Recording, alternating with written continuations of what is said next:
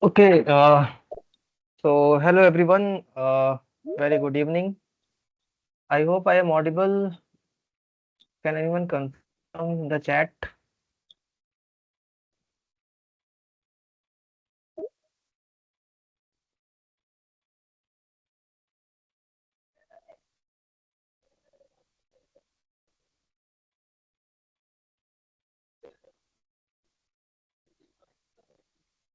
Hello, am I audible? Yes, sir. Okay, thank you. Yes, sir. Okay, so welcome to this course on C programming and assembly language, and it's a problem solving session. So in next 2 hours, I will just brief the content which were taught in first week, and then we will go through some questions which were asked in previous year assignments. I request all of you to just mute your mics, and in case there is some doubt, just raise your hand or just write it on chat, because there is a huge attendance there may be, so there will be inconvenience if everyone will talk concurrently. Okay, so I am disabling my camera so that we can uh, be unaffected with the bandwidth. Let's wait for 2-3 minutes. Let's the others join, then we will get started. Yes, Charan, you have some question?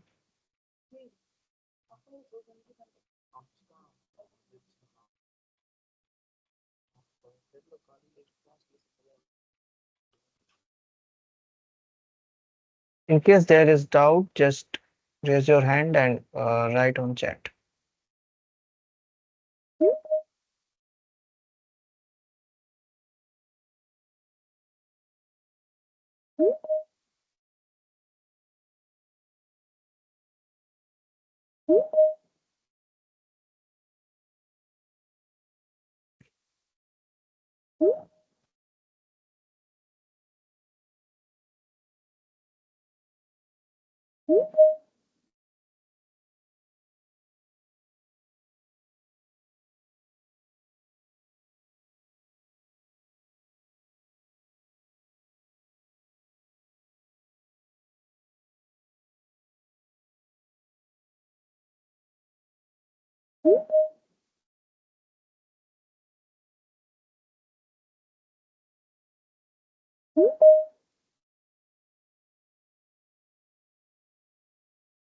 As it is just 4 week course, so I will request everyone to join within 5 to 10 minutes, because every time you will join with your external ID, I will have to admit, and that will uh,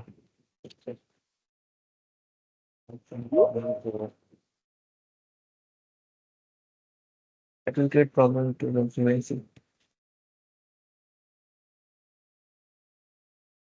Okay, so I think some of you have joined. So in this course, the major focus is around how we write the program in C and how it is correlated with the assembly language. So we will go through some brief intro of the 8086 microcontroller instructions, then some commonly used assembly level instructions, the stacks and the related instructions, and the other kind of instructions which are used to communicate with the hardware so that we can write the code. Or if we are writing some code in C, how it actually communicates with the microcontroller, how it gets converted to its language, its assembly language, so that the process gets faster. So, uh, as we all know, let's start from very beginning. In starting lectures, it was told that um, we will be working with some specific kind of instructions, which are actually recognized by a microcontroller, the Intel microprocessor. Okay, so our focus is basically on that only. Give me 2, 3 minutes. Let me make everyone join. Otherwise, it will be interrupting every time.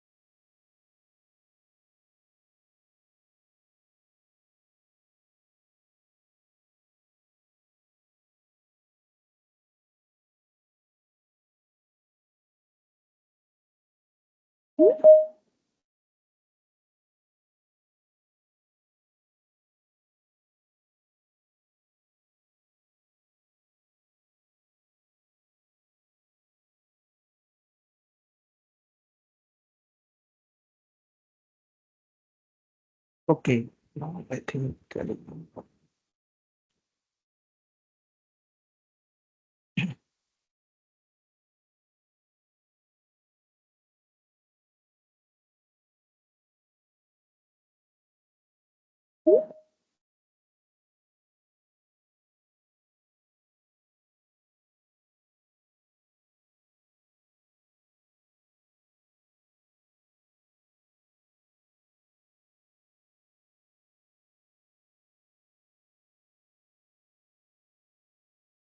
okay.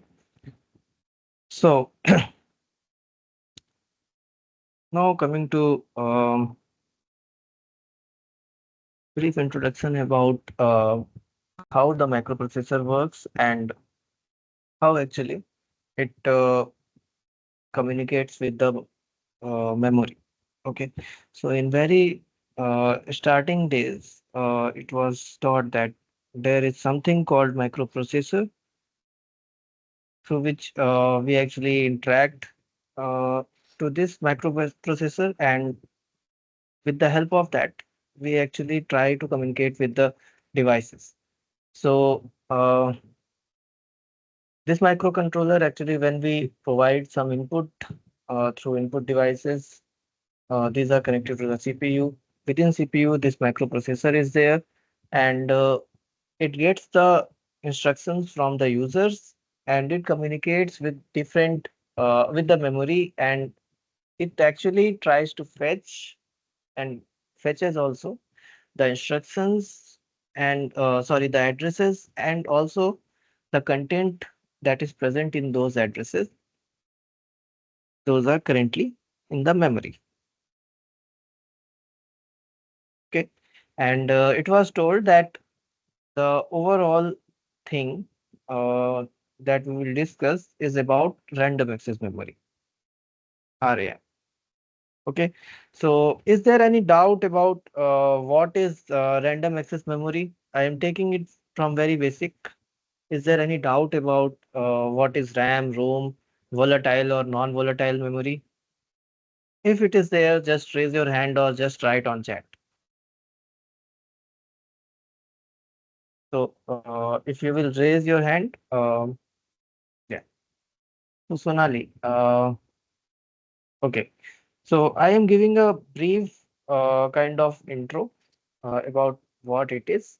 So in case of these systems, these computer kind of systems where we are using the CPUs which have the microcontrollers or microprocessors and these memories. We have different kind of memories like random access memory and second is read-only memory. So random access memory is whenever we have some program, it is actually stored in the ROM, and when we want to execute it, for that time it comes to RAM, and how it comes, how it executes, we provide some instruction through this microprocessor, and it communicates to the memory, that is RAM, and RAM actually executes that instruction. So overall workflow is we have some program that is stored in that ROM, and from there we have we actually try to extract that program. We put it into RAM, not we, means the system, put it into RAM for execution. After execution, that program gets flushed out from RAM. Till the execution, that program remains within RAM. Okay. And how it gets executed? There are two things. There is a data bus and there is address bus. And this is the sign for multiple bits. Okay, so whenever we use this cut sign, this is actually a type of representation that we are using more than one bit for communication through that particular mode. Okay, so like we have this data, so it's data bus. The buses are actually the connection wires or any type of communication medium which connect two devices. Okay, so data bus is actually responsible for communication related to data. Okay, so it is bidirectional by default. Just because we need to read some data, we need to write some data on it. Okay, so we should have this data bus, and we should have the address bus. Why address bus is unidirect? Sorry, I made it wrong. Sorry for this inconvenience. Okay, so data bus is unidirectional and address bus is bidirectional. So uh, the data we want to access, we actually provide the instruction. We can read or write it. Okay, and we'll have this RD instruction, we will have this WR instruction. RD means read, WR means write, and it is given through this microprocessor only. So this is one thing that is used. Yes, Anand. Uh, just write on chat. Is there any doubt? Just write on chat. Okay.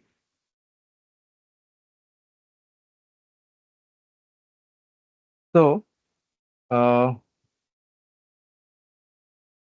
the major outcome of this course would be to just uh, go through these two things, the microprocessor and this memory, how they actually communicate. So, but,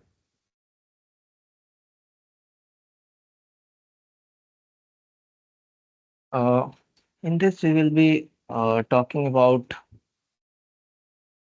this Intel processor only, as it was prerequisite in this, and we will talk about 8086. So, uh, we are going to some specific structure because in different systems we can get different kind of structures, and that are not homogeneous in the sense like that may differ in the architectures, that may differ in the way they communicate. Okay, so in case of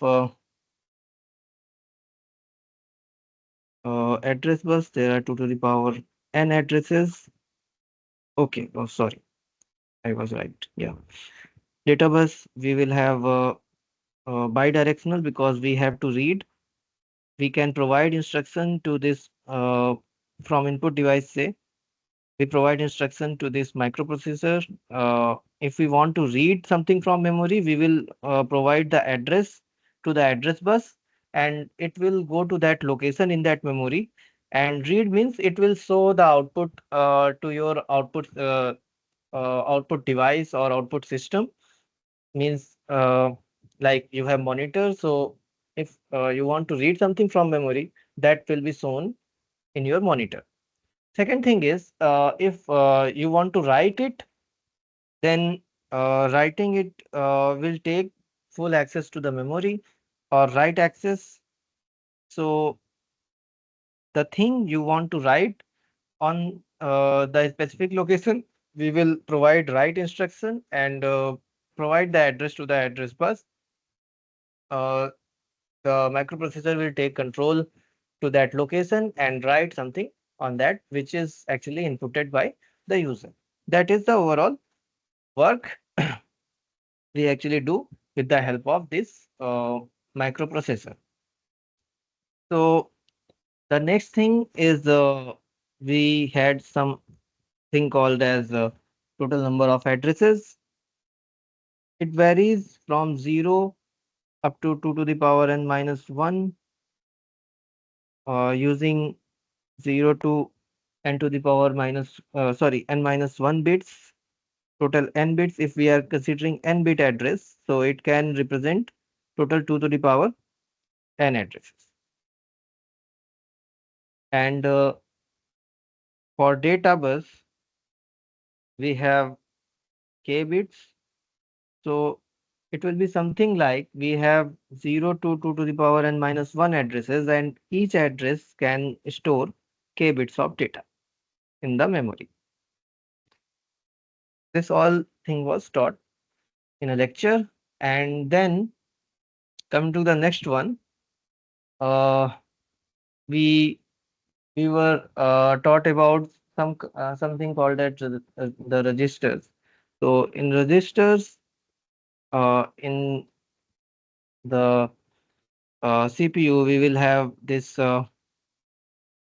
it's something called ALU, arithmetic and logical unit, and we actually communicate it with the help of registers. We have general purpose register, which actually stores the input or all the things we want, and we will have one another register for other operands. So we should have two operands. We provide it using GPR and another register, and we get the output generally. And one thing more, we were given that uh, in case of this Intel kind of architecture, we have this kind of uh, total address space. So if we say this overall address, so for AX, register AX, it stores two things, the higher bits, the lower bits for register A. If we have register B, same for that, same for any kind of register. There were given till DH and DL. So if we have the register through which we want to communicate, and we can store the overall result. So we have this kind of scheme. The address may be of 8 bits, maybe of 4 bits, maybe of 32 bits, maybe of 16 bits. So uh, we actually use E to represent the extended bits.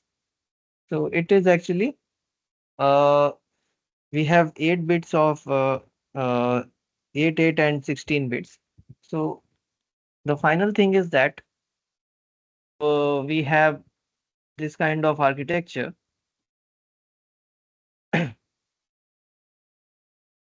So we will have these extended bits.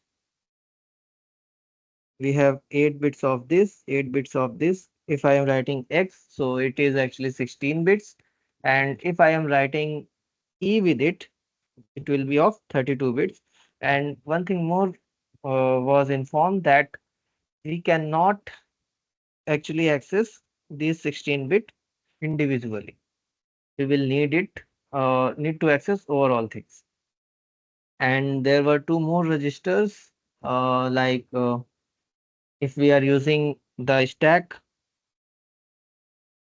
pointers, so we have two things, stack pointer and base pointer. Stack pointer was meant for last in first out, and this base pointer is for random access in that stack.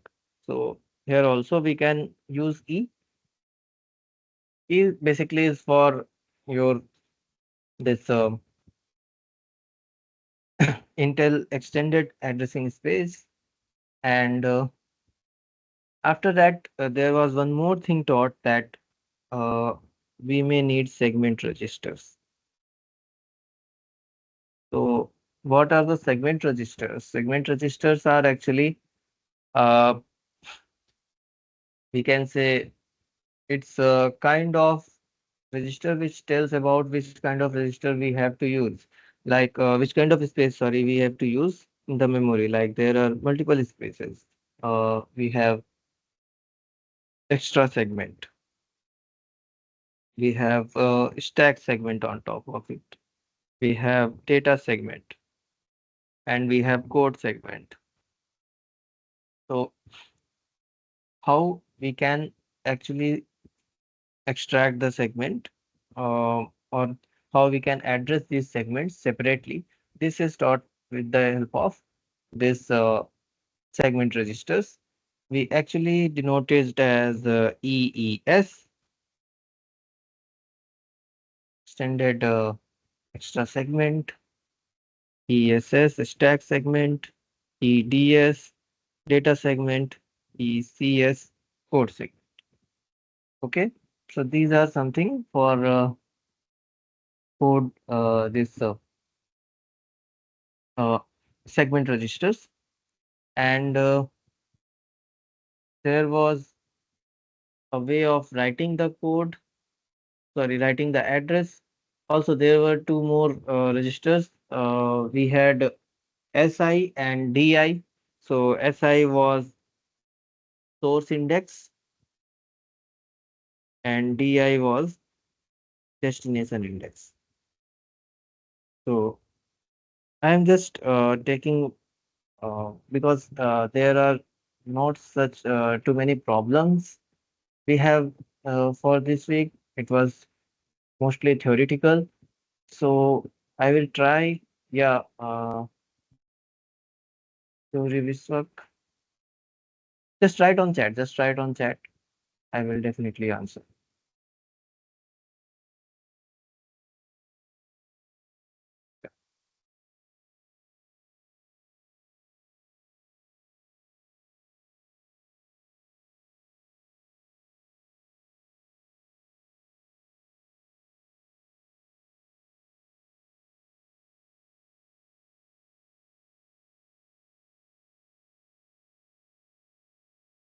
Is everyone able to write on chat? Because I'm not that much habitual of this platform. You are able to just write okay on the chat. Let me check.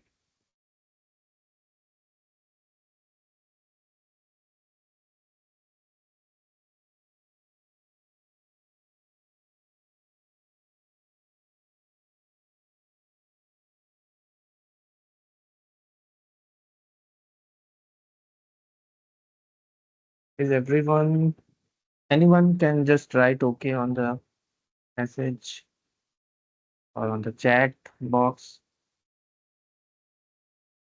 Are you able to write? If not, just raise your hand.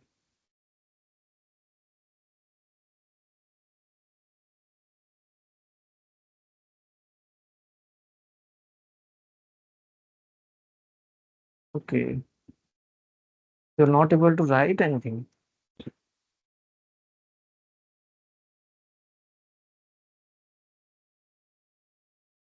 Okay, let me check. Yes.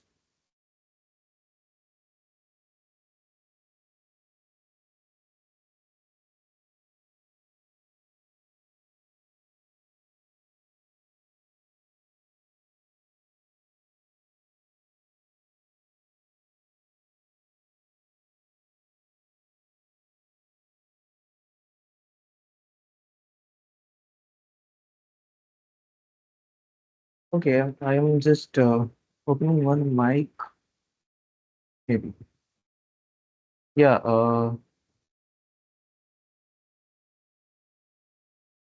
Surya. Surya, you can now open your mic. Just let me know. Are you able to write on the chat?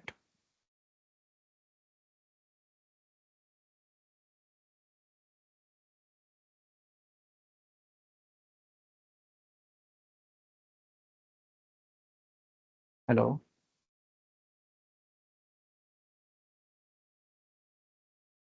If you are able to write on chat, just write okay on the chat. Let me check.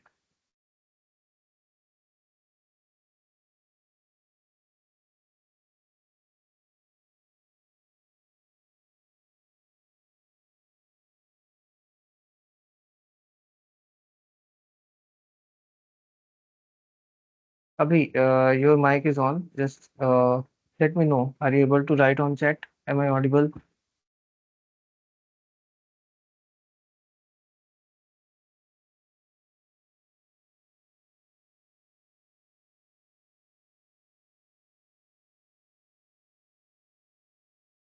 Abhi, ABI, I opened your mic.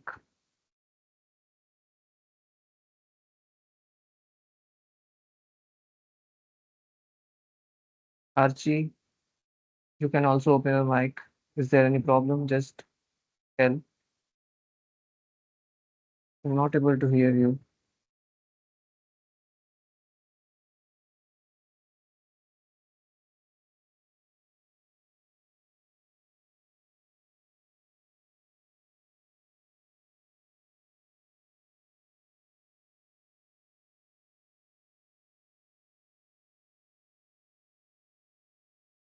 Okay, Natik, you can open your mic and tell. Am I audible? Natik, Yes, sir. okay. Are you able to write on chat? Yes, sir. Okay, okay, then it's fine. If there is any other problem, just write on chat.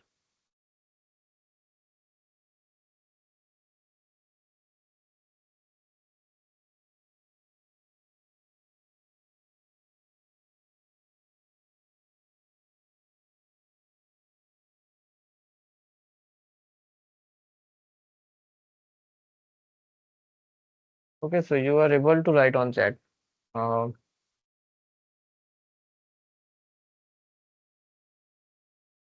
okay, I am just opening your mic one by one. Just let me know what are the problems or any doubt. Hema, Hema, Smita, Hema, Arshita. So you can open your mic and tell what's the problem.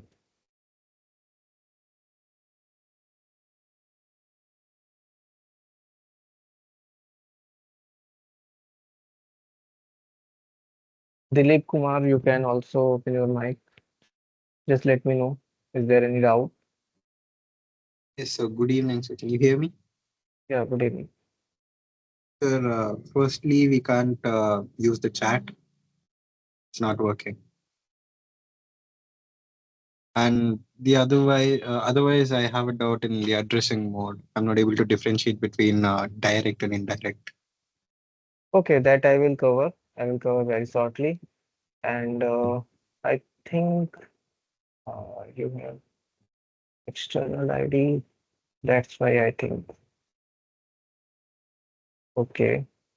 So if you are not able to write on chat, okay, I will open mic for you guys. If someone is not able to write on chat and having some doubt, just raise your hand. After discussion, I will open your mic for a time being and you can ask. Okay?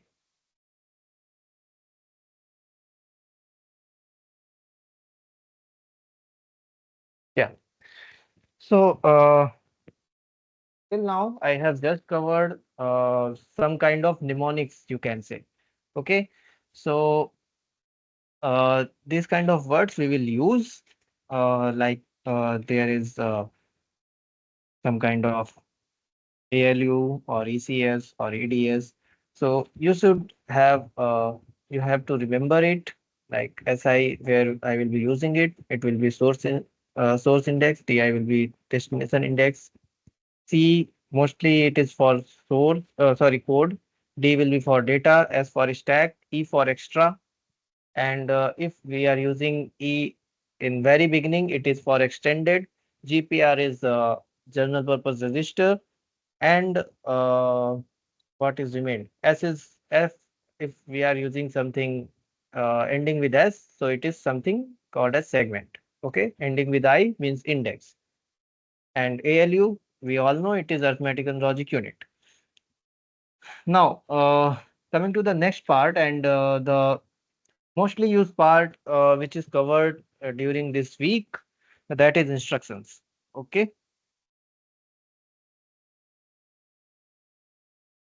Okay, so I have a small question. If uh, most of you have went through instructions maybe, so those who are able to write on chat, from them I am asking the question that have you heard about any kind of different kind of instructions like three addresses, two address, one address, zero address instructions before this course?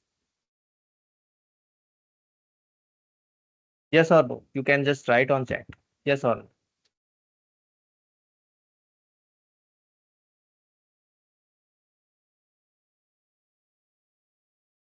Those who are able to write, please be interactive a little bit. I cannot open everyone's mic because that will be I will not be able to handle that much crowd concurrently.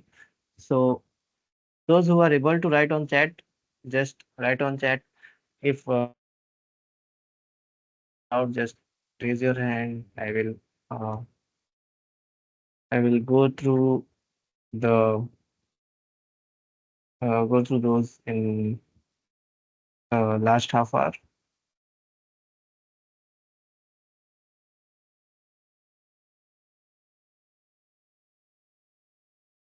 Okay, so no one. Okay, so in case of general purpose registers, uh, in general, we have four kind of instructions. Okay, we have three address, we have two address, we have one address, and we have zero address. Okay, so in these kind of instructions, we actually read this in computer system architecture, where we use different kind of instructions. These are actually different kind of ways to actually communicate with the microprocessor. Okay, so if we have three address instruction, we can use it. We actually use three addresses at a time. There will be two operand and two means there will be two registers which will store the operands and third will store the output. Okay, so if I say it is three address, there may be some instructions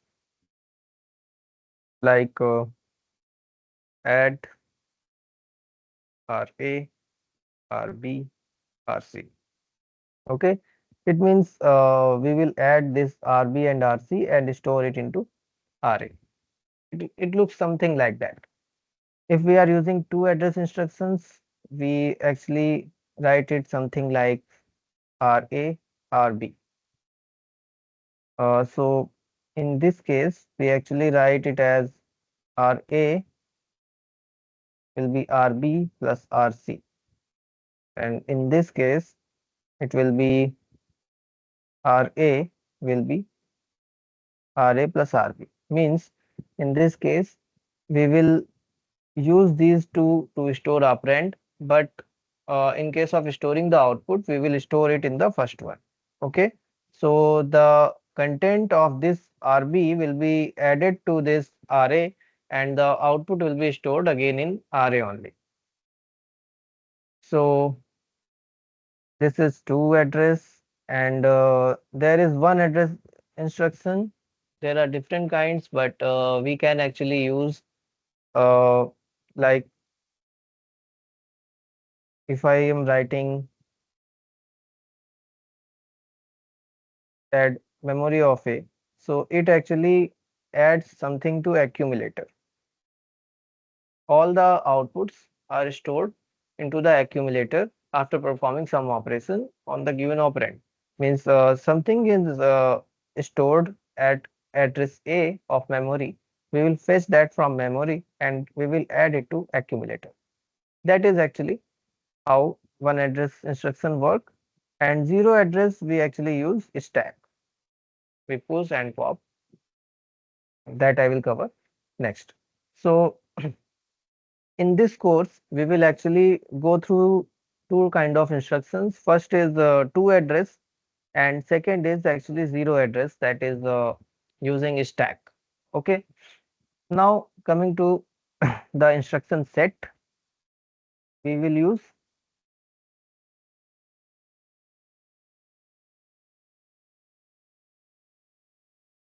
So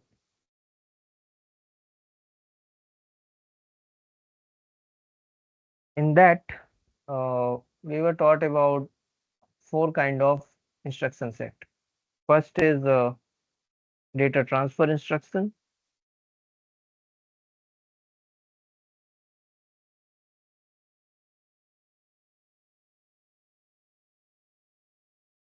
Second is ALU instructions.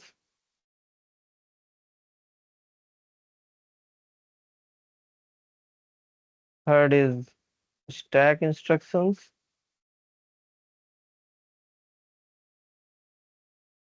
And fourth is function calls. Okay. So there are four kind of instructions we will use in this course. So these four are actually uh, having different works. So let's start from data transfer instructions.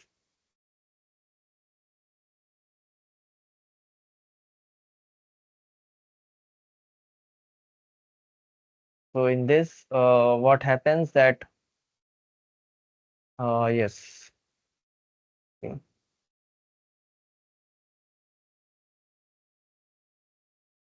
Yeah, yes, go on. Please tell.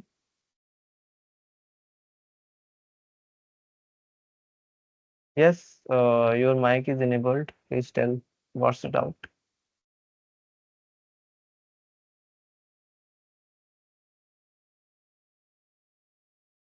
Okay.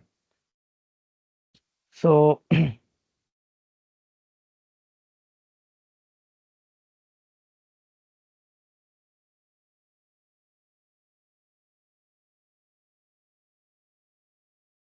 okay. Okay, you are writing in this Q&A. Okay. Yeah, accumulator is a register. Uh, Accumulator is kind of register where all the outputs are stored when we are using some kind of say one address instruction. So it is generally um, like represented with ACC or AX in case of some kind of instruction sets. Uh, so it's kind of general register where every kind of output will be stored after each kind of you can say instruction when it is given when the action is performed. Okay, so for every say arithmetic operation you performed on some data, you can just write it. Uh, it is written on accumulator only.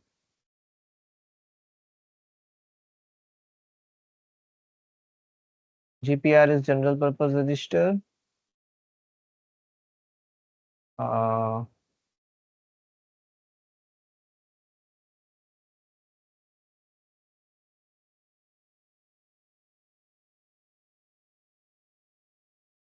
I will unmute you. No problem.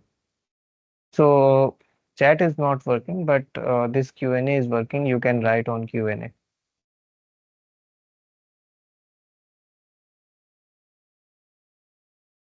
Assignment questions, they are very less. I will cover it in last 1 hour. First 1 hour, I am just trying to sum up all the things which are taught in lecture.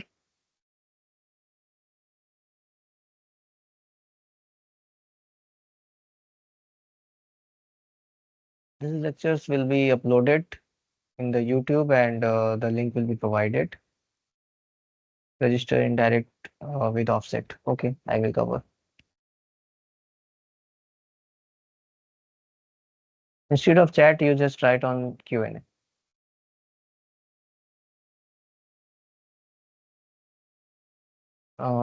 We have only 7 to 9 assignment questions, and I will not solve this year questions. That I am confirming, because we are not told to solve this year questions. We will solve from the previous year assignments only. Okay. So questions are very less. It will be covered within half an hour, and after that there will be no any discussion left. So I will be covering within last half hour or 1 hour. That will be sufficient to complete those questions. And for this particular session, there is not much questions uh, which are time taking. So it was a totally introductory lecture uh, from lecture 1 to 5, and I have to just cover all the things so that if some doubt, uh, if you have, you can just clear it here. Okay, so I'm starting with the data transfer instructions. So these are actually the instructions which are responsible for transferring some data, only transferring some data. Okay, so not any other thing.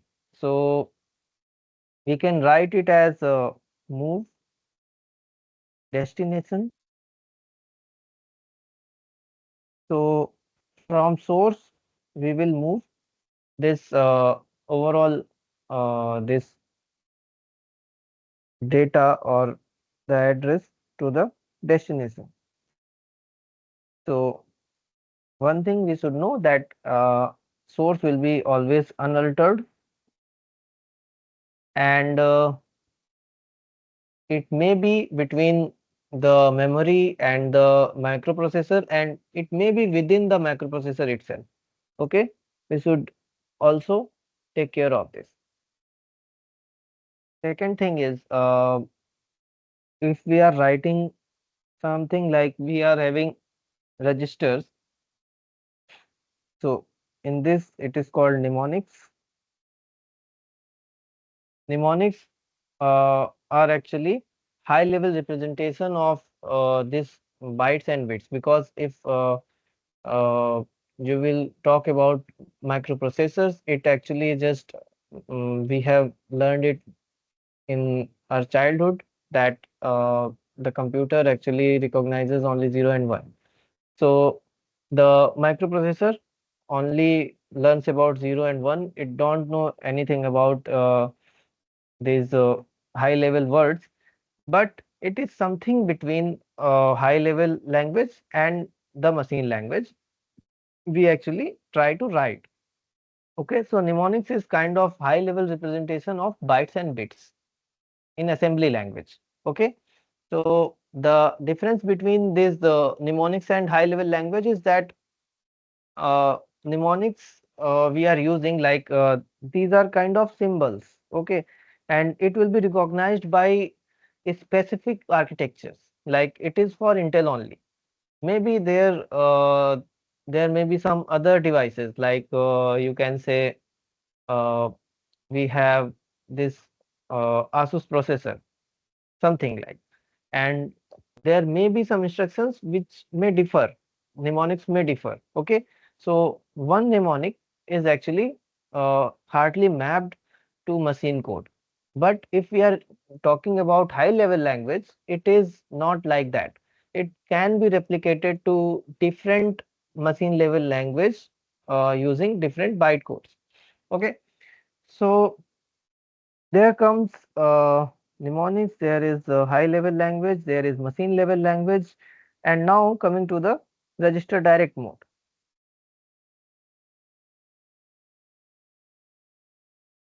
Register direct mode means we are having transfer instructions. We want to transfer something from one register to another register only. Okay. So say we have two registers AX and BX, and we want to transfer one such address or data from BX to AX. We will use move instruction, move AX comma BX. Okay. So the content which is stored in this BX will be actually transferred to AX. It may be of 4 bit, maybe 16 bit, maybe 32 bits. It doesn't matter. It will be transferred. If it is on right side, it will transfer it to the left side using Intel 8086 code of conduct, you can say. Okay. So this is your uh, register direct mode. So is there any doubt about register direct mode? I don't think it's a very simple thing.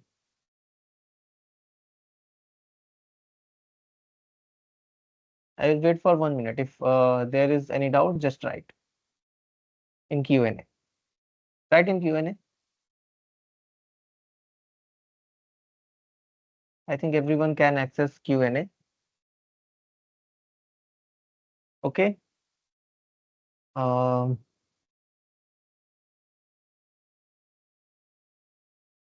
okay. So this is overall about you can say direct register direct mode. Now next comes is immediate addressing.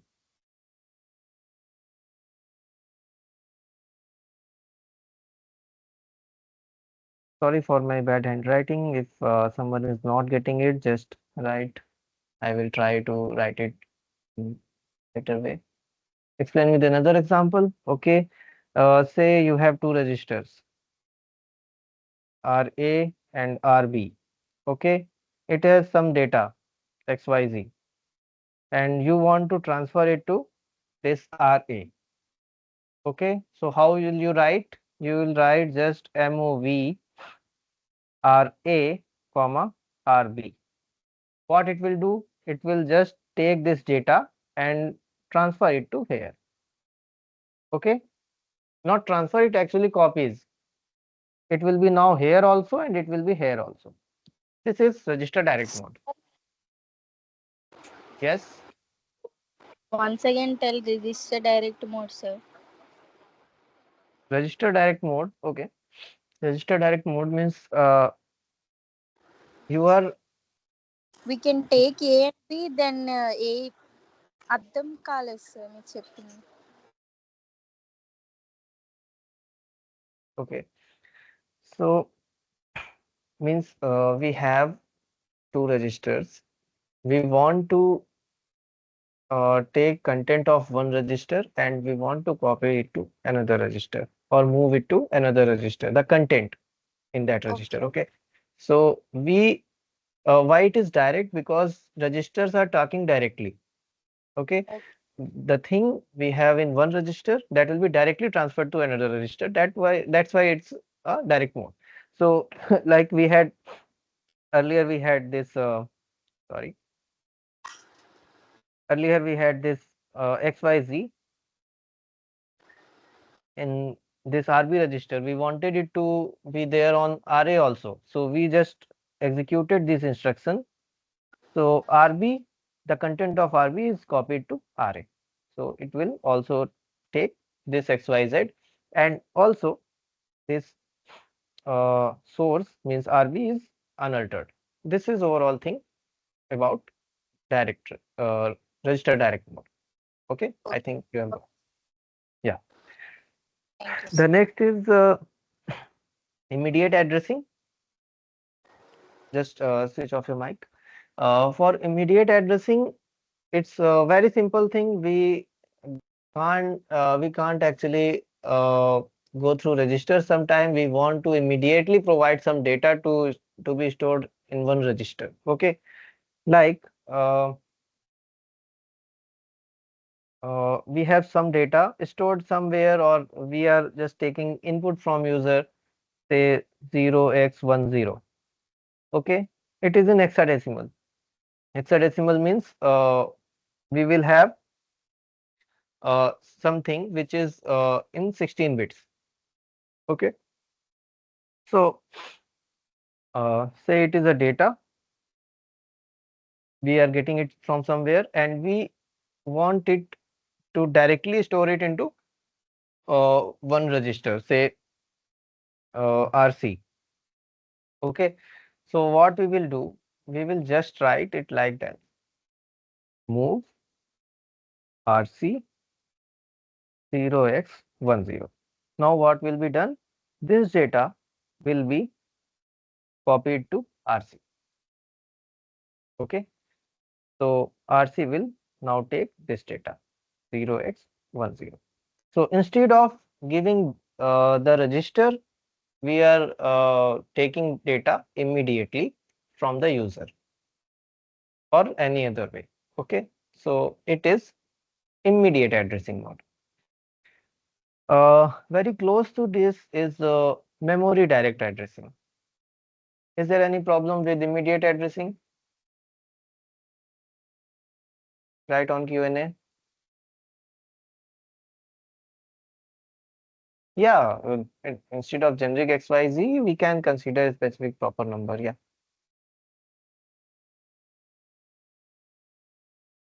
Data may be different. Data may be maybe one register is empty. You can move. If you will move, the data in one register will be copied to another register. Direct and immediate addressing are considered under data transfer. Yes, yes, yes. These are data transfer instructions only. Data transfer means you are just transferring something. Okay. So every time, if you don't have to manipulate anything, you are just transferring it, it will be under data transfer instruction, like copying anything, like you are sending some instruction only. You are not performing any operation on it. So it is overall umbrella term will be the data transfer instruction only. Just a second.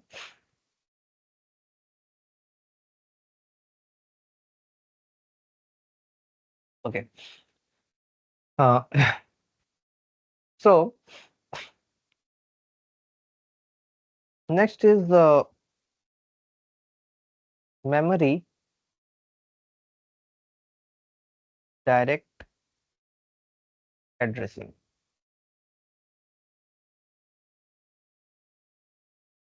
So in memory direct addressing, if we have some data that is stored in register and we want to store it somewhere at some address in memory, then we use this memory direct addressing. Okay, so we have MOV 0x. I am taking same example in that PPT, means lecture. So we want to take the data which is stored at AX, and we want to store or copy that data in on this location in the memory. That is all what it tells. Okay, so the content that is in the register will be now loaded to the location 0x1320 in the memory. Okay. Is there any doubt? It's a very simple thing. Okay. So coming to the next one. Good. If you don't have any doubt, just thumbs up. That is very good. Just be interactive because it's a 4-week class and we all have very less time. And I am also human. If I am wrong some point of time, you can also correct me. Okay. TL will be stored in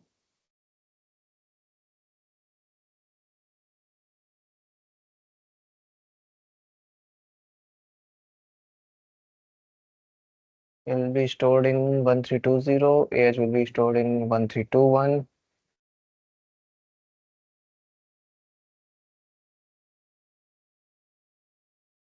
Yeah.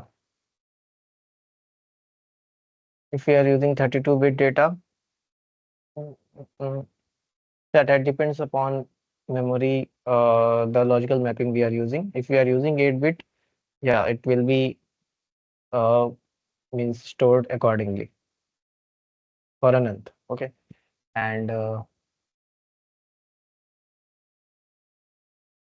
we can transfer, and the way it will be transferred and copied, that actually depends upon which kind of logical mapping we are using. Like there was in one lecture, I remember there was it was given that, I think it's the first lecture only, that we have 8 cross 2 to the power n, k cross 2 to the power n, but k by 2, uh, maybe logical mapping allows us having k by 2 bits of data only, and 2 to the power n multiply by 2, or 2 to the power n plus 1 total addresses. So that depends upon logical mapping what you are using.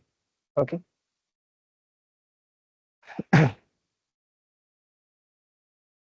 Next is the register indirect mode. In subsequent weeks, we will get some kind of question that will be more clarified. And I will try. It was first lecture, so I haven't taken those like complex examples.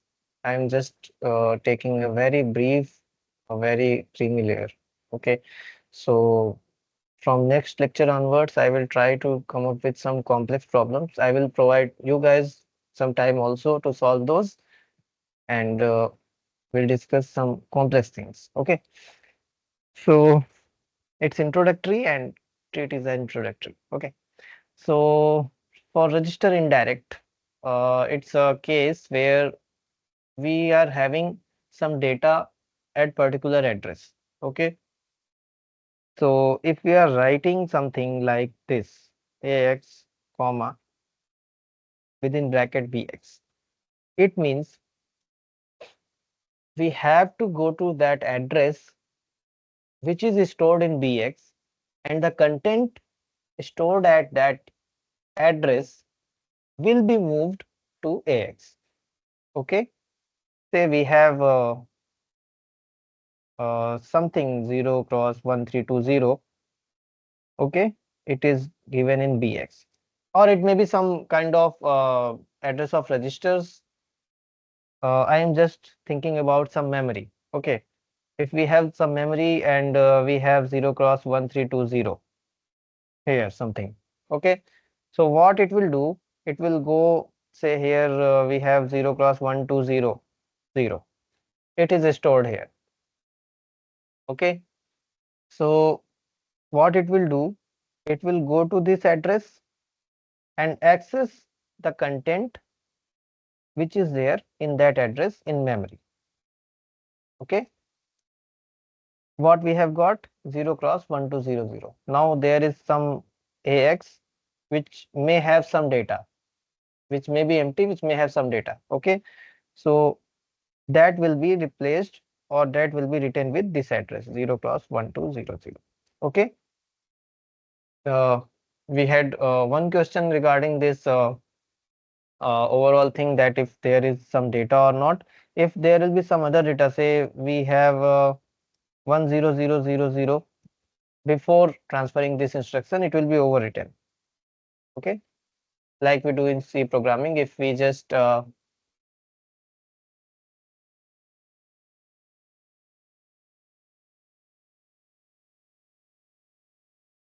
sorry. Yeah, thanks. Okay, like this. Okay.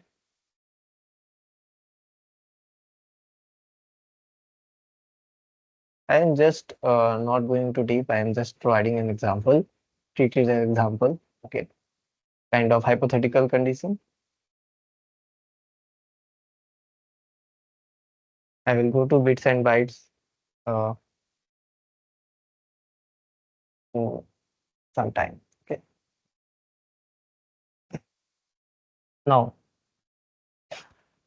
we have next is if we want to compute something. Okay. So register indirect with offset.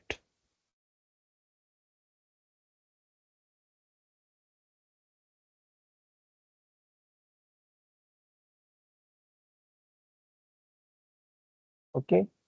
So there was an example that was given like move bx word pointer cx plus 4.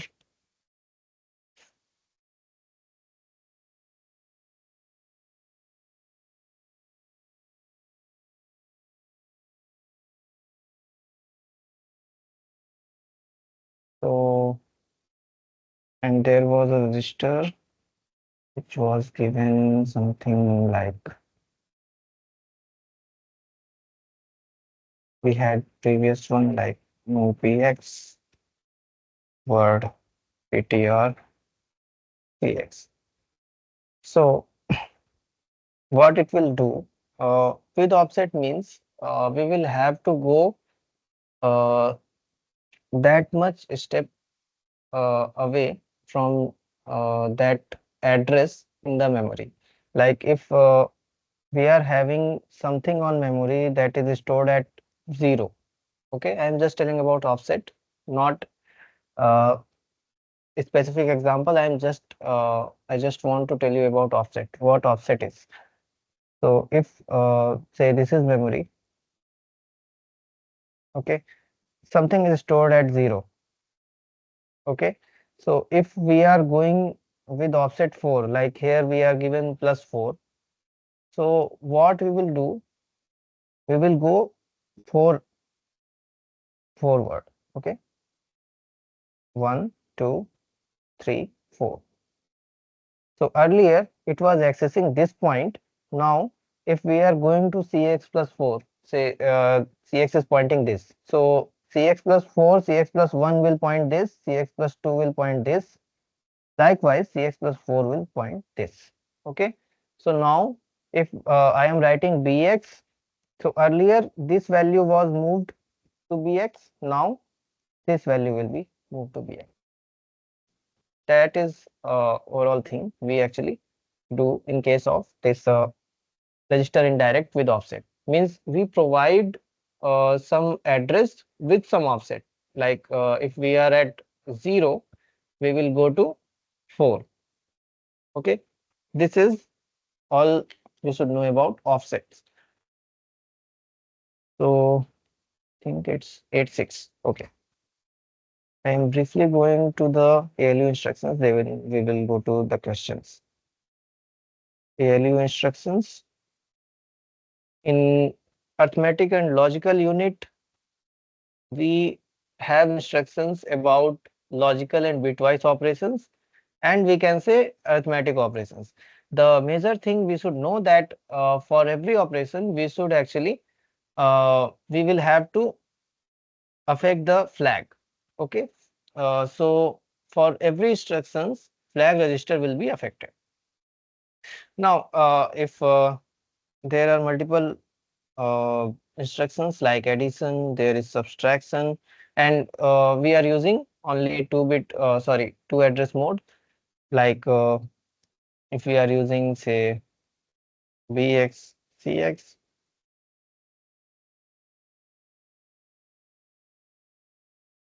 and we can also go in indirect mode also. Same for this. We can go XOR. XOR, one thing was informed to us that if we want to clear something, we will XOR it with itself. If we are writing XOR AX comma AX means we are clearing it, clearing AX. Okay. And we have AND instruction, we have OR instruction, we may have XNOR also. So all these operations are actually bitwise operations. So if we have 16-bit, if we have hexadecimal, say 0 cross 1 2, so we will first convert it into hexadecimal, say 0 0 0 1 0 0 1 0, and 0 cross say 1 3, 0 0 0 1 0 0 1 1. Okay, just convert it in 4-bit binary and perform the operations if we are given in hexadecimal. And if we are not given it like this, we are given something binary only, so we can do it like bitwise operation in that case also. Okay, so we have to perform the operation, and after performing the operation we will store the output using this. So means we have for addition CX plus BX will be stored in BX. Likewise we will do for every other operation. If we have not, we can just take it, we can write it like AX, so it will just invert all the bits of AX.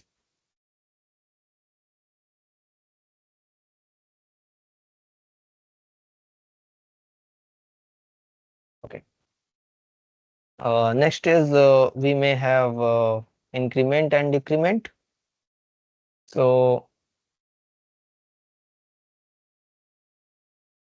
it is just for incrementing and decrementing overall things. And then we have compare operations. In compare, we will have CMP AX comma BX. In this, actually what we do, we actually ensure that these two will get unchanged. Okay. In move, what was happening? Both were getting changed, but in this case, these will be unchanged, and the change will be there only in flag. Okay. So if we want to compare, we may have BX CX. Those will be comparing 16 bits. Then BLCL, it will be lower 8 bits, and ECX, BCX, sorry, EBX, it will be for 32 bits. Likewise, and we can also go for offset, like say ECX minus 4 also. Okay, and indirect addressing also. Then there is string operations. Is there any doubt till now?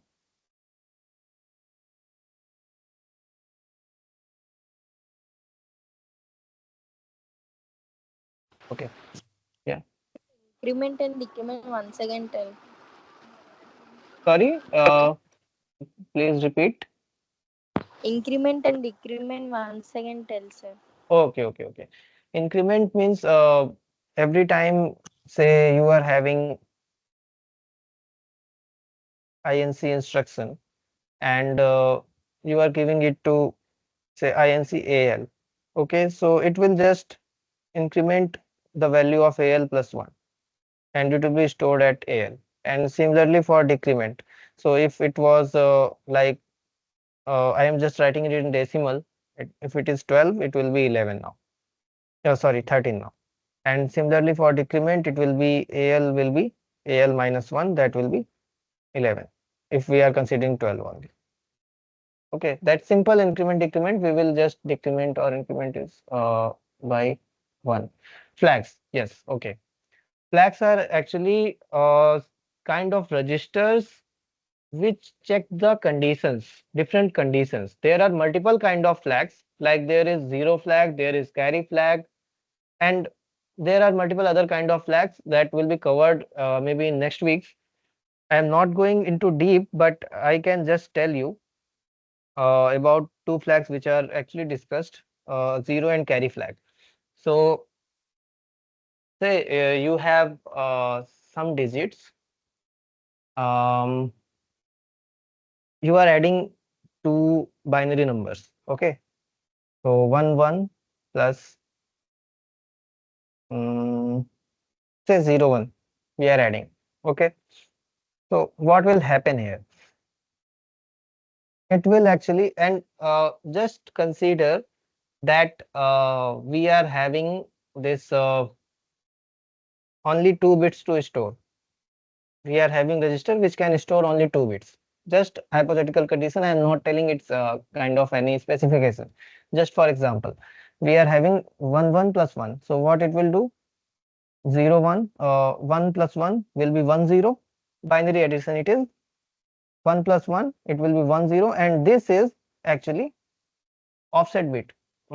Means 0 0 will be stored in the Sir, result. one carry, sir. Yeah, we added one carry. We have taken this carry. I am coming to that. Okay, so 1 plus 1 will be 1 0. So 0 we took it here, and 1 we took it as carry, and 1 plus 1 it will be 0, and again we have carry, and we have only 2 bits to store it. So what the register will do, what that processor will do, it will store these two as output, and it will just set the carry flag. Okay, carry flag will be 0 if there is no carry. If there will be carry, it will be set to 1. Similarly, 0 flag uh, is for checking the value if it is 0 or not. Like here we have got 0 0, so it is overall 0. 0 flag will be set. If say we will be adding something which will not provide us 0 0 as output, say 0 1 as output, it will be 0 only. That is actually flagged us. So for every kind of this kind of conditions, we have some flag which may set or reset based upon the conditions. If it gets true, it will be set. Otherwise, it will be reset to 0 only. Got it, Nitish?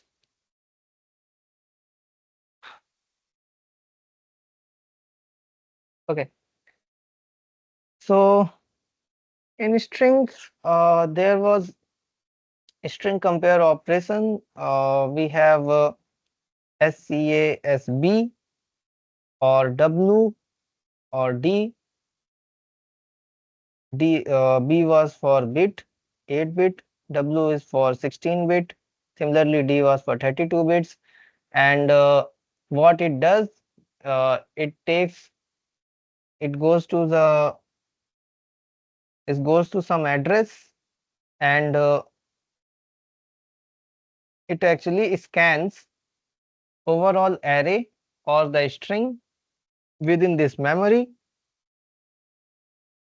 Okay, SC is for scanning only. Then if we want to uh, sorry, if we want to just search some pattern, so what we will do, we will just go for scanning it. So it is used in scanning only. We will just take one register, and uh, we will just compare it. And in case of say if we want to compare it, then we use a different command, CMPSB or W or D. same thing will be there. So there are two things for running because it is not if we will just go with this command only, it will just go till this only one address. Means if a string is having 10 words length, and it will just compare one word. Sorry, one bit. If we have 10 bits. So what we will do, we will use REPNE. Okay, it will return uh, when it will be searching till it is not equal to that given string. And in compare, we have another command, that is REPE. It will compare the overall string in this memory till it actually gets the equal value. So it is for not equal to, it is for equal to, simple thing. And there is the data movement instruction also.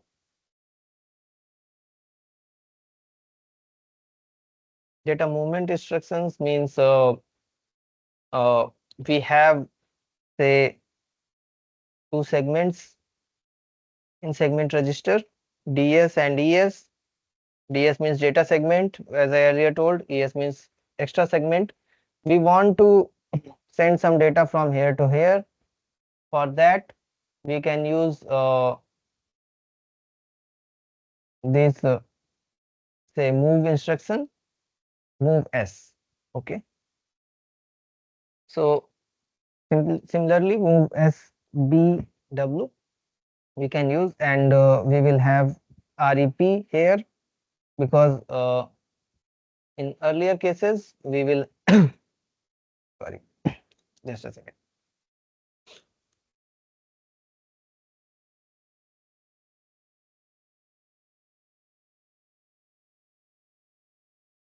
So here we don't have to actually compare it. So we will repeat it until we take overall block from here and update it here. The simple thing. Okay. Then comes there is stack instructions. Okay. So how much time is left? Okay, we can cover it quickly.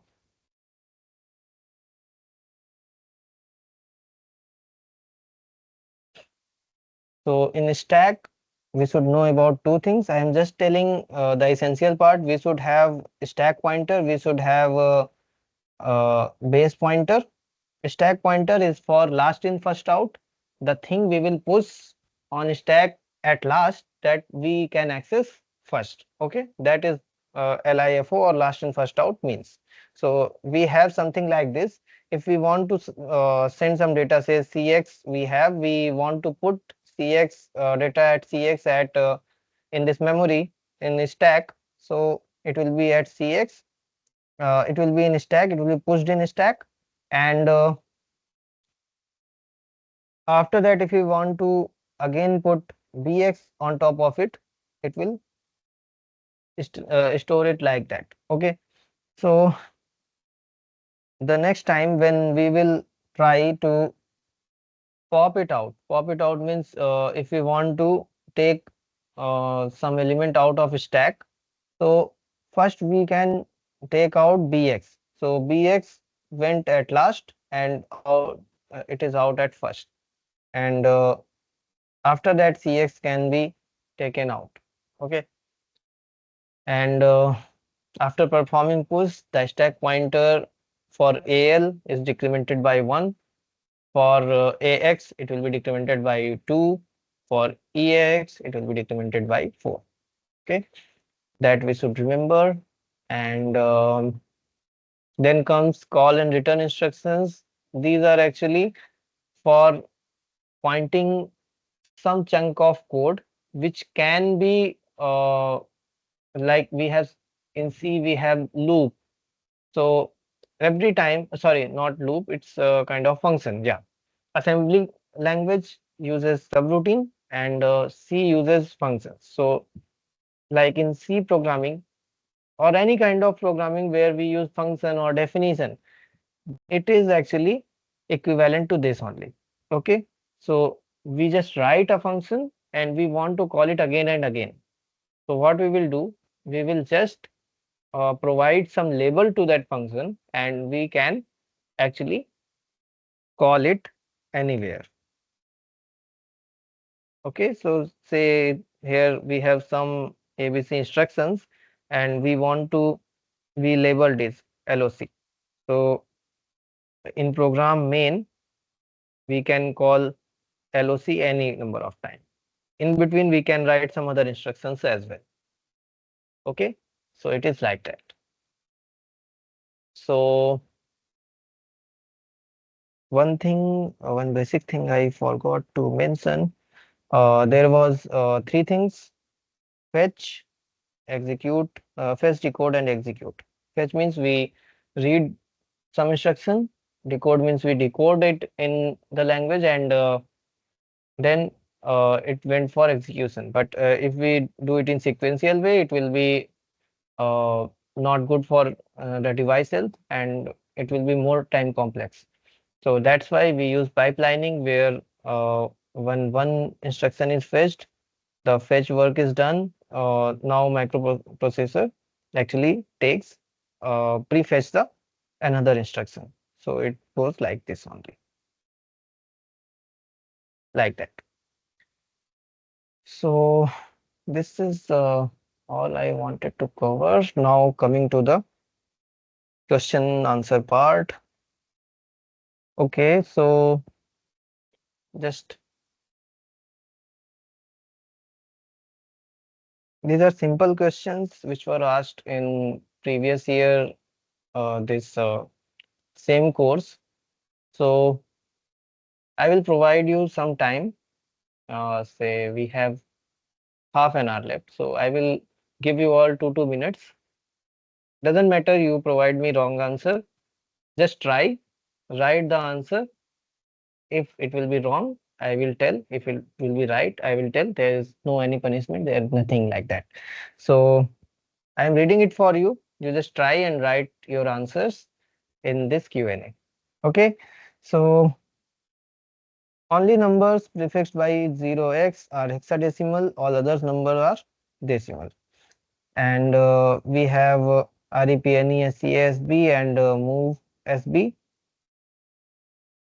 The code is like that. For not equal to thing, scanning thing, until the time ECX is greater than 0, it will be -1 and it will check, then increment the direction flag. Otherwise, it will increment direction flag and set the 0 flag at black. Okay, so till it's not 0 or it's not uh, compared, it will be 0, otherwise not. Then there is rep move SB. Till it is not 0, means all bits are not actually say transferred, so it will decrement the direction flags. Okay, so before that, is there any doubt? um, After this we will start questioning, doing questions. So is there any doubt uh, in something which I covered till now? Sir, we can take while ECX less than 0, we can find flag equals to 0, sir. ECX equal to 0. 0 while loop లో ECX place 0 దగ్గర మనం ఏ వాల్యూని ఇచ్చుకోవచ్చు కదా sir, స్పెసిఫిక్గా 0 అనేది చేయకూడదు కదా. No, it's like if we have ECX greater than 0, like if you will go to the lecture, ECX, oh, can I tell? Okay, say if we have ECX there and we want to take in a CSB, we scan a set of bits. Okay, so Like um, mm, like this. Okay, 0 to 4. There are something written. Say these are strings, part of a string. Okay, we want to fetch. So each time, if it is means for comparison, what we do, we can take one counter. So like it is compared, it is scanned, we will go for another one, and for that time it will be decremented, again decremented, again decremented. Okay, so if the string is say 4, length is 4 overall, so after 4 iterations it will be 0. That is what they want to tell.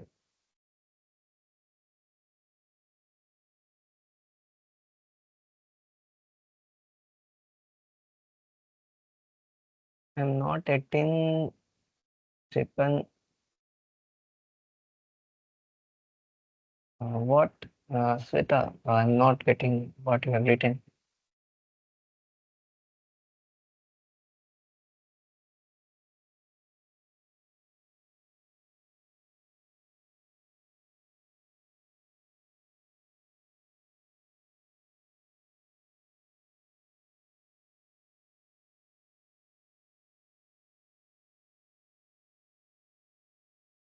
Okay, so coming to the questions, I think that will clear you more.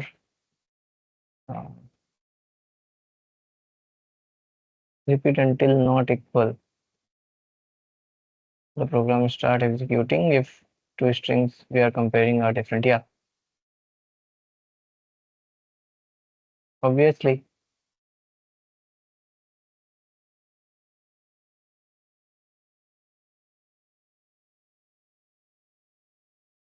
If it will be not equal, yeah, that's correct.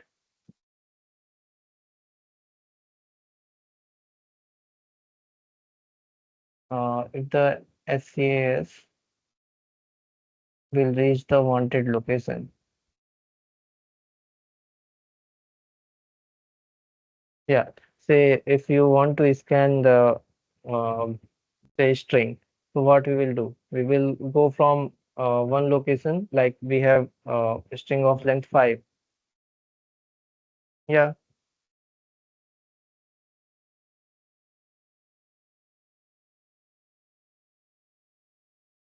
uh, you can we can just and take some reference from C programming. That will be, I think, more easier way.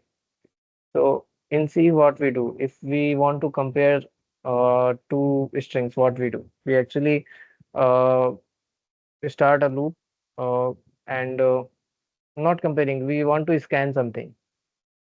So once we start the loop, we actually go for scanning one by one, and after each scan, either we increment or decrement. Okay, so if we are having some strings of say 5, length 5, so what we will do? We scanned one, we decremented by one. Now we have to scan for 4 other elements.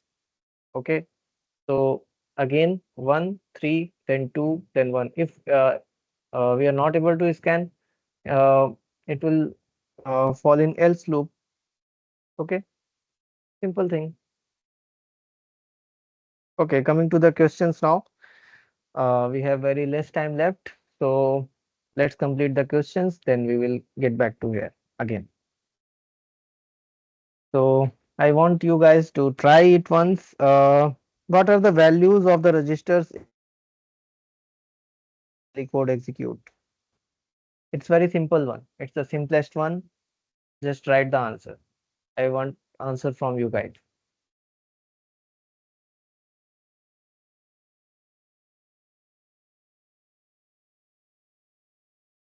Lavanya has written one answer. Good. Any other opinion? If you are getting same answers, you can just thumbs up or you can just write any other answer if you have. It's very simple one. Yes, good. So it's very simple one. We have ax is equal to 1, bx is equal to 1. Okay. What we are doing it in this case, I am just asking for the sake of knowledge. Uh, you have got from here. In this instruction, which kind of addressing we are using? From first two instructions, which kind of addressing we are using? Any comment?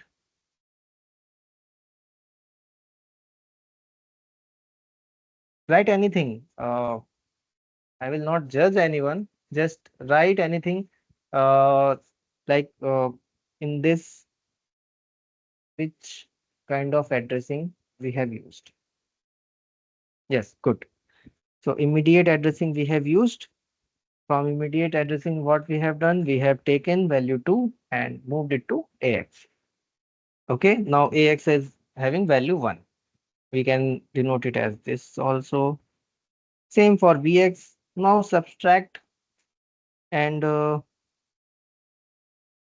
after subtracting what we will get? Subtract AX, BX. Okay, so BX will be subtracted with this and it will be stored in this only. So BX is having 2 minus 1 and it will be 1 and it will be stored to AX. What will happen to BX? As I earlier told that the source register never gets affected. So this will be having same value which it has here. So AX will be 1, BX will be 1. Good answer. Yeah. Okay, coming to the next one.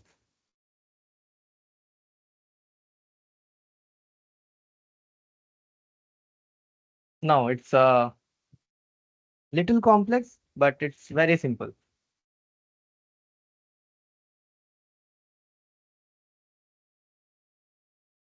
I'm giving 2 minutes. It's 8:34.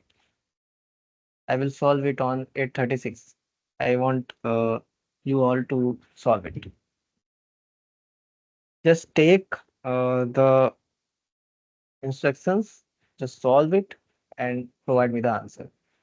So it is moving, then applying XOR, then applying add,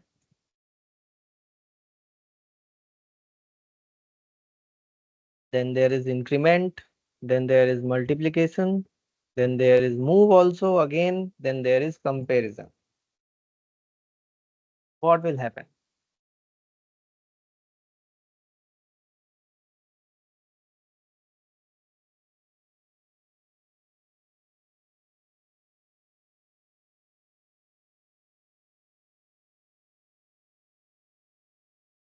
Bank has given one answer. Good. For same, thumbs up. For another answer, you can write.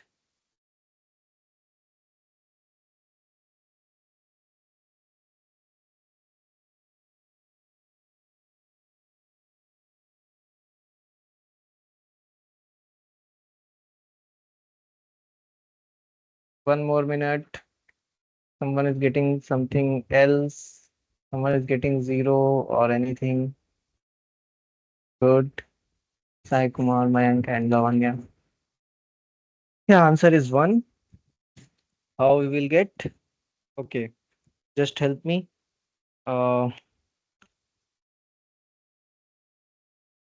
so we are having first instruction. What it will do? It will just take value using immediate mode and put it to px. In second instruction, what it is doing? Can someone comment what is done in this instruction? I mentioned in this class. Can someone just write on chat? I mean Q&A.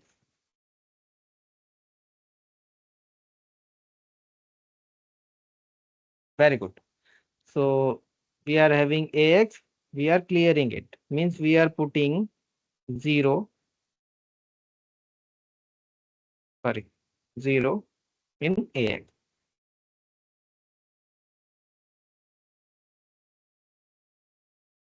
Now in next instruction, what will happen? It is which kind of instruction it is? Very simple question. Yeah. Which kind of instruction are these for? Yeah. ALU instructions. So what it will do, it will just take the data which is at BX, add with AX and store in AX only. So AX will be now 10 plus 0 or 0 plus 10, that will be 10. Now we have to increment. Increment BX means we will add 1 to BX and store it in BX again. So BX will be, earlier it was 10. So 10 plus 1, that is 11 now. And incrementing AX. AX is 10 plus 1, that is 11. Now multiply BX. So what will happen? It will actually multiply this value of AX to BX. So what will happen? 11 into 11, it will be 121.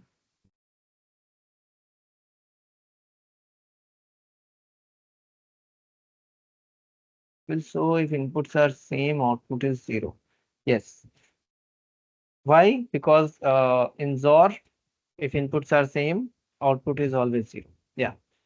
Now we have got 1 to 1 and we have moved it to, means it will be on AX. We will just put it in BX and then we have 121 at BX, 121 at this AX. Okay. So this flag will set to 1. Okay. Coming to the next one.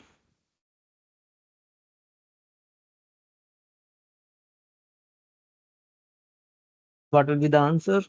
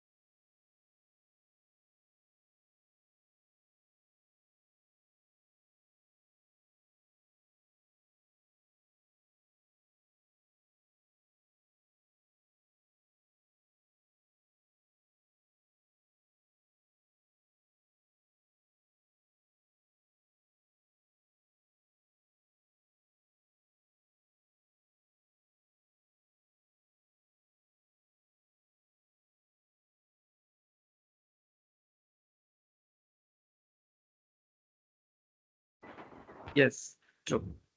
Good. So what will happen here? ECX is actually uh, assigned value to, then this CLD has reset the flag to 0, and then we will uh, move as B we have to repeat it. We have to means transfer the set of instruction from there to there. Now we are having uh, this CX which contains CL and CH, and we have to move AL01. So ECX from 1, it will go to 0 using repeat instructions, and that's why in that CL will be 0. It's true.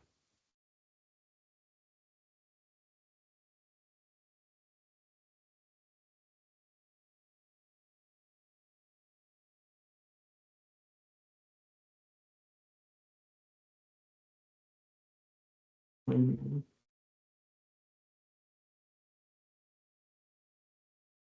yeah, it's a good question.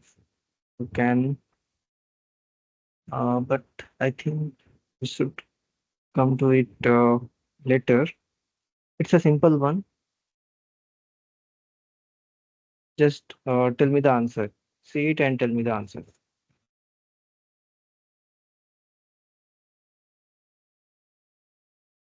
These. Okay. So what MoveSP does? MoveSP actually takes one program, means set of instruction, and repeats it. Uh, means stores from one location to another location. It moves it. Okay. So for CL and CH, uh, CL and CH is actually part of CX. So CX is having ECX. So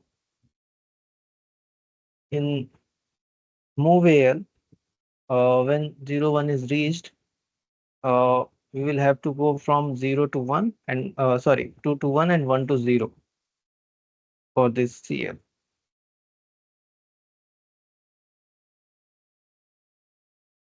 Think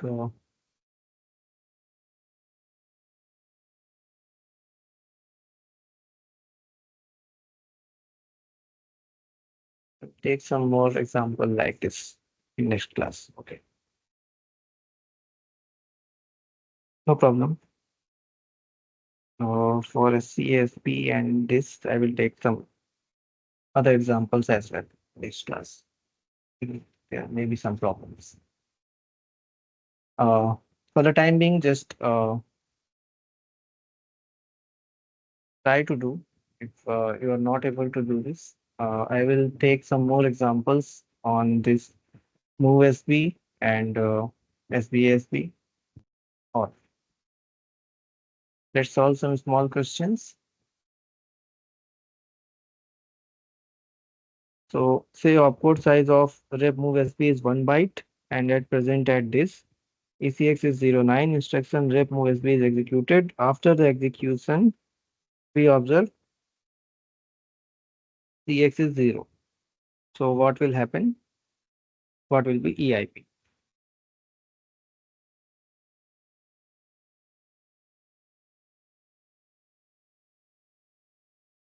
Okay, it's a very simple one. After execution, we have to just move one ahead. So that will be 0F22 only. So simple, not rocket science in that.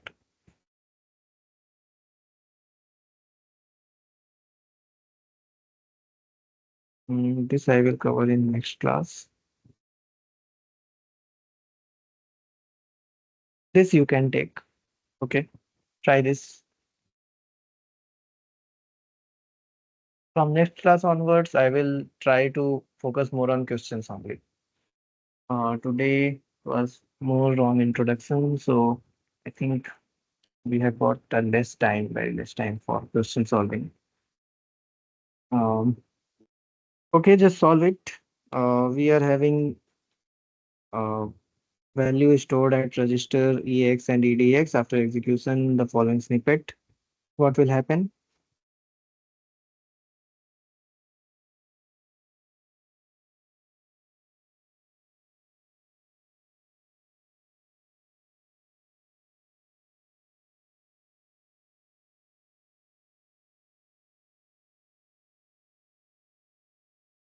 You are partially right.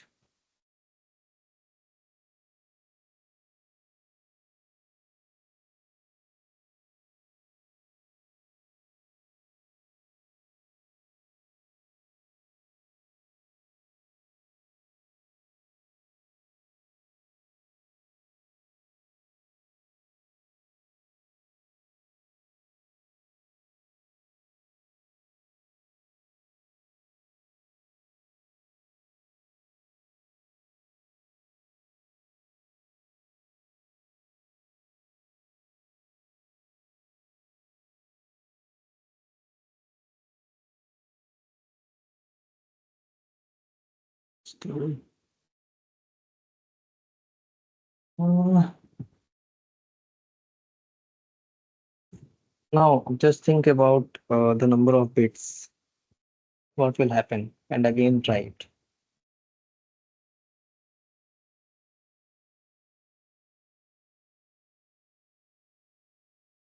You all are going in same good direction, but just see the number of bits and again try.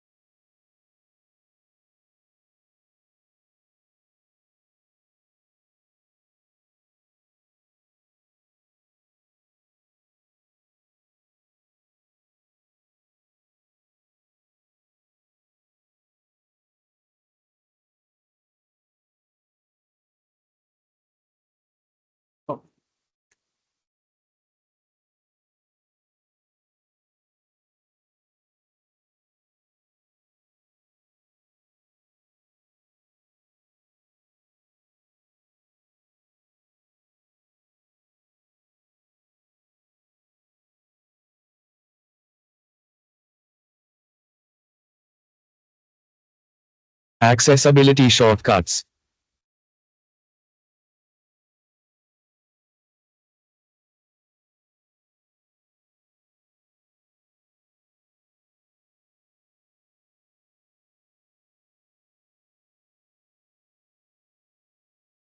Just a sec.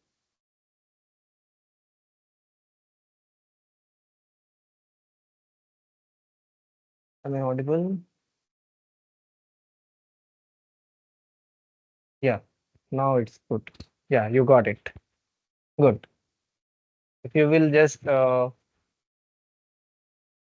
for multiplication, it will be storing 0 in the CDX. Yeah,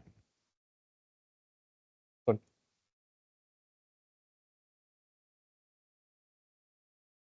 So think I have next one. It is little tricky. This thing I think I haven't covered. And next ones are these ones some preface. So I will cover it in next class. These questions, if you can try, uh, we have a little time, around 10 minutes. So if you want to try, just try it.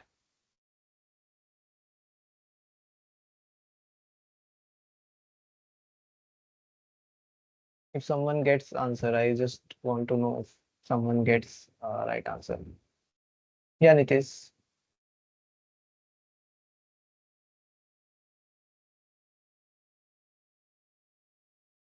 Hello, am I audible?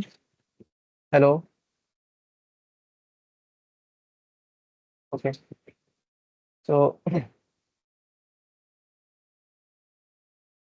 I want to cover it in next class, but I just want to know if someone can do this. Option B, yes.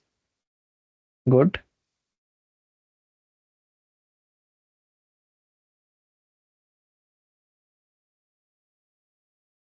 So I am giving a small hint.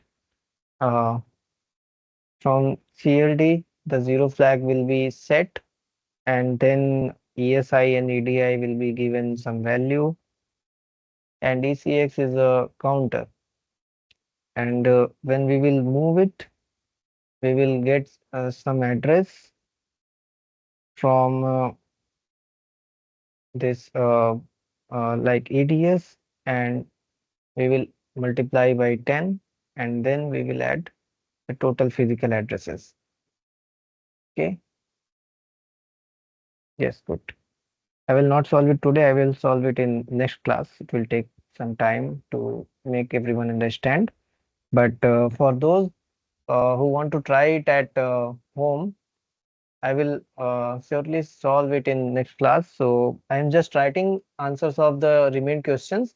You can try it on in your home, and I will share the PPT to the NPTEL team.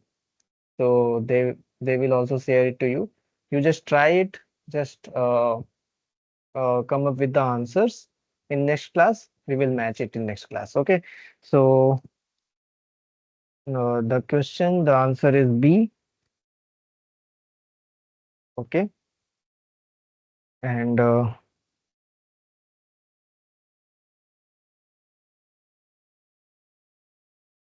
for this, the answer is A.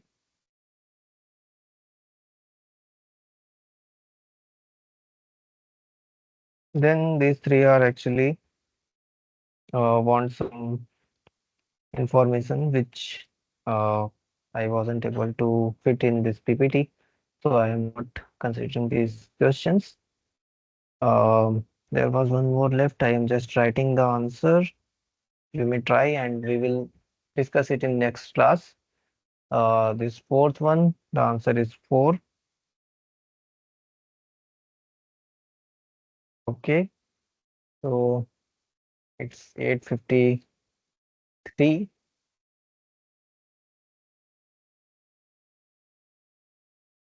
So in last 7 minutes, till now, what we went through, is there any doubt? If there is any doubt, just write on Q&A. Let me clear it. And remain questions and other things we will solve in next class. So in next class, that will be more about solving problems, not about covering lot of theory. It was the first one, so I just tried to go with most of the theory part because there may be some students which may not be able to get things in one go. So I just tried to provide basics. So all the mnemonics, all kind of instructions, all kind of representations we covered today and basic questions also. I just covered some basic questions. Okay, the advanced kind of questions or any kind of other queries we will go through in next class. So for that, I will request everyone to just go through the lectures very well and the questions I will provide it in the PPT. Just go through that, try to solve. Otherwise, we will solve it in next class before going through that class questions. Okay. So is there any doubt regarding any concept uh, we actually tried to cover?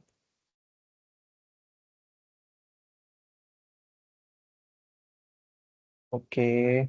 Nitish. Yes.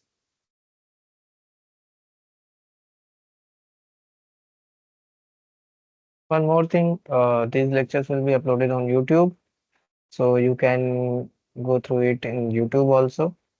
The NPTEL team will provide you the link, and in case of any doubt, you just write and you can ask in next class.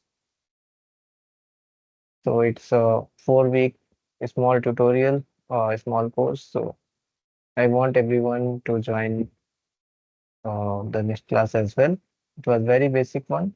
So yeah, Nitish, your mic is, I allowed your mic. Just let me know what's the query.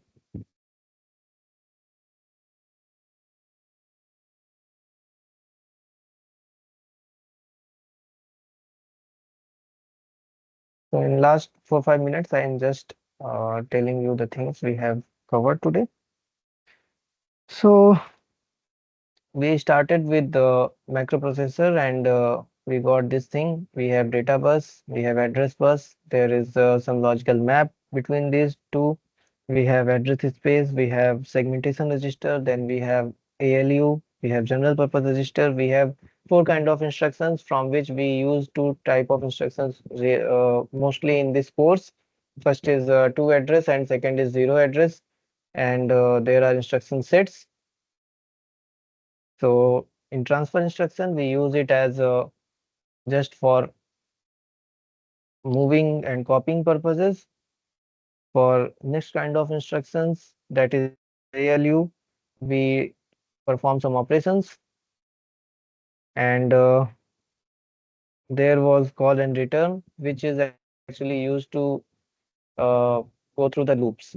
Okay, so this is one thing. And then we went to some simple questions like it was subtraction. I just wanted to ensure that you all are getting the mnemonics and the instruction, which kind of instruction we are using in this lecture, and getting some numerical kind of problem only, not that much branching. And the branching questions I will do in next class with you. Uh, so just come up with the solutions. We will cross check here. Okay. So thank you all. I hope uh,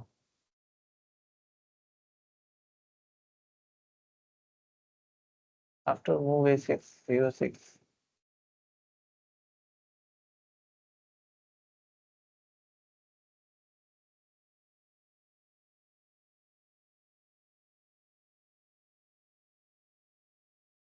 in this question,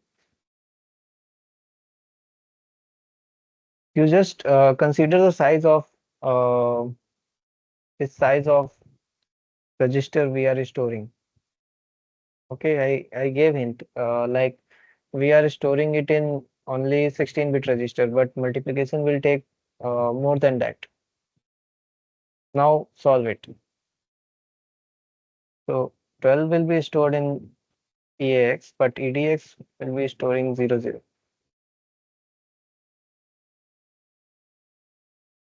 Okay, no problem. I will take some more questions on multiplication in next class. The feedback I got from this class is that uh, I will have to take some more questions on multiplication and length of uh, registers. Okay, so thank you all. Hope I haven't bored you.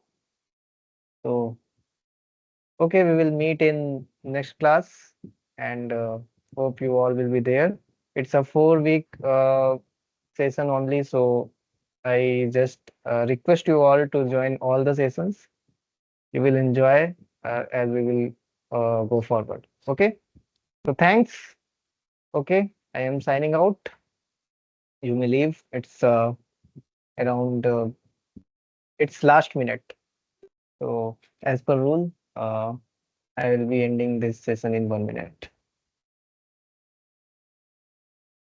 So for the PPTs will be uploaded, and the other thing, the lectures will be uploaded on YouTube. So don't worry if you are not getting anything, you can uh, go again and again through it. And one more thing, if you have some doubt in concept, you can go through these lectures by sir. And if there is any other problem which you are not able to confirm in that lectures, just let me know. I will try to do it within this lecture, but I am also human. I have like knowledge constraint I also have. So I will, if I will not be able to answer you in this class, I will definitely go through in next class. Okay. So, okay, bye, good night, and we will meet in next week. Thanks.